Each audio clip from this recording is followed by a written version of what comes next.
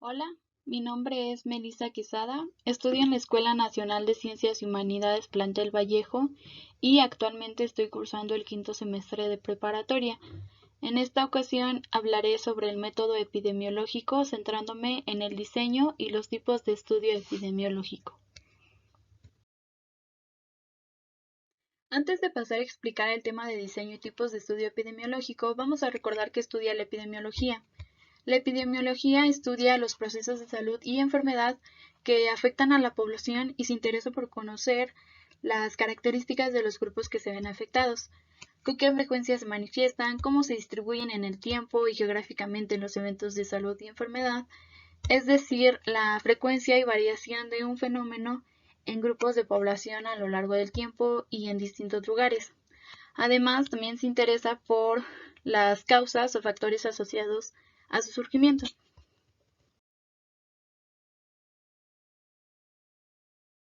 El método de investigación epidemiológica, a diferencia del método científico experimental, consta de las siguientes etapas: observación y descripción de la realidad, elaboración de la hipótesis, verificación de la hipótesis y resolución e inferencia causal. Inferencia causal es el proceso para determinar si la estimación de riesgos muestra causalidad, es decir, si el factor de riesgo o la exposición bajo investigación es en realidad una causa de la enfermedad. Y bueno, el paradigma de la investigación es el experimento científico, que consiste en realizar observaciones bajo circunstancias controladas, en las cuales el investigador modifica las condiciones con el fin de establecer el efecto que tiene dicha modificación sobre las observaciones. Cuando hablamos de diseño, nos referimos a la recolección y análisis de información para la interpretación de datos. Un estudio epidemiológico es un proceso que consta de varias fases: la definición de problemas de investigación, la elección de la estrategia o diseño del estudio y la planificación de las actividades. La primera fase consiste en definir el problema a investigar, que incluye la justificación del estudio, el propósito en general, los objetivos específicos y la definición de la hipótesis. Esta ya debe ser comprobada por métodos epidemiológicos. En la segunda fase se decide el diseño o estrategia general que se va a emplear para dar respuesta a los objetivos y comprobar la hipótesis de investigación. Y una vez decidido el objetivo y el diseño, se han de planificar las distintas actividades del estudio, que incluyen la definición de la población de estudio, determinar el tamaño muestral, determinar el método determinar el método de selección de la muestra, los criterios de inclusión y exclusión, el periodo de estudio, la selección y definición de las variables, fuentes de información a utilizar y cómo se desarrollará el procedimiento y el análisis de datos. Los criterios de inclusión, más que nada, son características de los pacientes que ayudan a los investigadores a decidir qué pacientes son candidatos para participar en un ensayo clínico. Y los de exclusión son criterios que sirven a los investigadores para determinar que un paciente no puede participar en un estudio.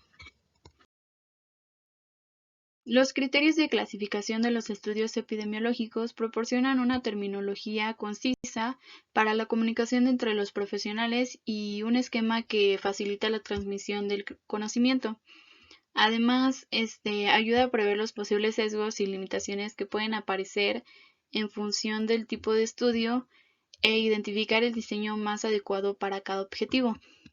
Existen muchas clasificaciones de los estudios epidemiológicos, pero la mayoría se basa en algunos criterios básicos que son comunes, que serían la finalidad del estudio, la unidad de análisis, la direccionalidad, la forma de selección de la muestra, la relación temporal o proximidad y el control de la asignación de los factores de estudio. Y bueno, vamos a comenzar con la finalidad. Y aquí los estudios epidemiológicos se clasifican según su finalidad en descriptivos y analíticos. Los estudios descriptivos son los que estudian la frecuencia y distribución de los fenómenos de salud y de enfermedad, mientras que los analíticos se dirigen a evaluar presuntas relaciones de causa y efecto. En otras palabras, los estudios descriptivos tratan de dar respuestas a preguntas sobre el dónde, cuándo, quiénes y cómo, mientras que los estudios analíticos tienen por objeto responder al porqué de los fenómenos de salud y enfermedad. Y bueno, vamos a continuar con la unidad de análisis. Y aquí todos los estudios epidemiológicos tienen en común analizar problemas de salud en la población. No obstante, la unidad de análisis puede ser el individuo, es decir, cuando se utilizan datos desagregados de cada sujeto, o puede ser también en poblaciones, cuando se utilizan datos agregados de grupos de individuos. El siguiente es direccionalidad. Y bueno, aquí los estudios están clasificados según su direccionalidad, atendiendo al orden en que se investiga la asociación entre la causa y efecto. Hay 3 tipos. El primero es hacia adelante o secuencia desde la causa al efecto. Aquí en este tipo se seleccionan los sujetos en función de la exposición y tanto en las personas expuestas como en las no expuestas se evalúa la aparición del efecto. El siguiente es hacia atrás o secuencia desde el efecto a la causa. Se seleccionan las personas, unas que presenten el efecto y otras que no lo presenten, y después se evalúa la presencia de la exposición en todos. Y bueno, el tercero y el último sería simultánea o sin direccionalidad. Y bueno, aquí la exposición y el efecto son evaluados a la vez. El siguiente criterio es la selección de la muestra. Existen 2 posibilidades. El muestreo representativo, que consiste en seleccionar una muestra representativa de la población en general, y el muestreo de conveniencia, que es cuando el efecto que se quiere estudiar es poco frecuente. Puede ser más eficiente muestrear personas que presenten el efecto y después buscar el grupo de comparación más adecuado.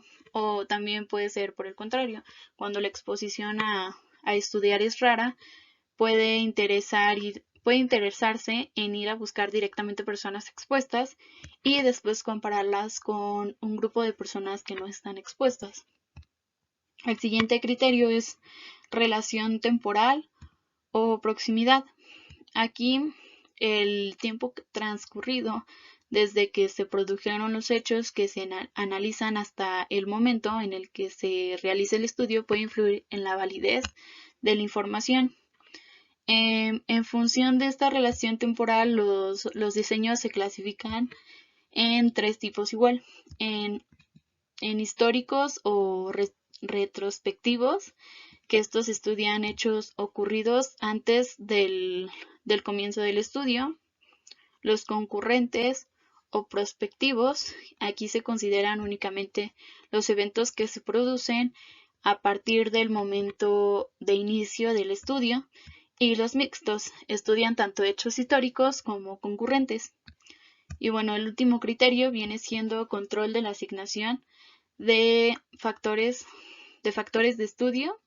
Y bueno, aquí los estudios experimentales, los estudios experimentales son aquellos en los que el investigador controla la asignación de la exposición a estudio, y los estudios observacionales son aquellos en los que el investigador no controla la asignación de la exposición, limitándose a analizar factores cuya presencia o ausencia en los individuos se ha producido por un motivo independiente a la investigación. Las principales diferencias entre las diversas clasificaciones radican en la importancia y prioridad que dan a cada criterio y en la diferencia en la terminología utilizada. Esto manifiesta la dificultad para establecer un esquema que permita clasificar la enorme diversidad de estudios posibles. Bueno, estos cuatro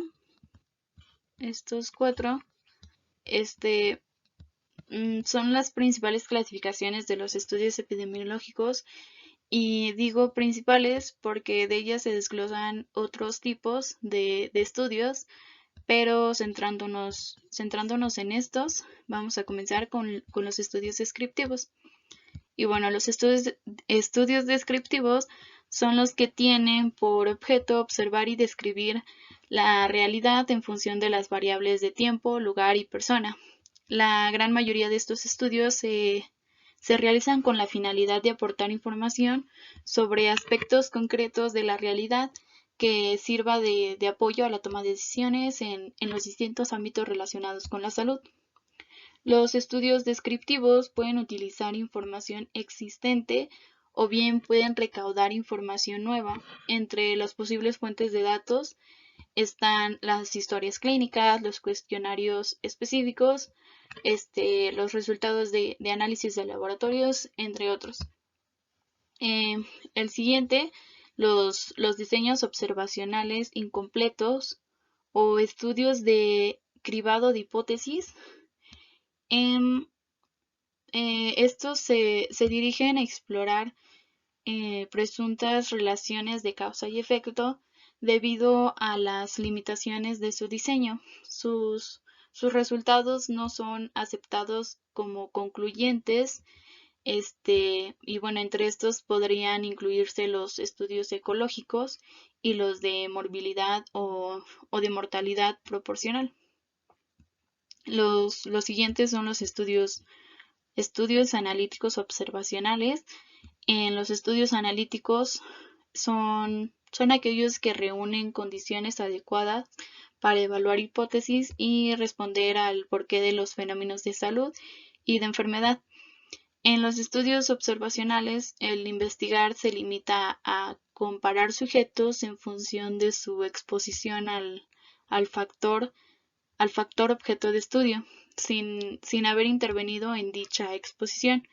Y bueno, por último tenemos a los estudios experimentales, que son aquellos en los que la exposición es asignada por el investigador en función de lo establecido previamente en el protocolo. Estos estudios únicamente tienen aplicación para evaluar el efecto de exposiciones potencialmente terapéuticas o preventivas.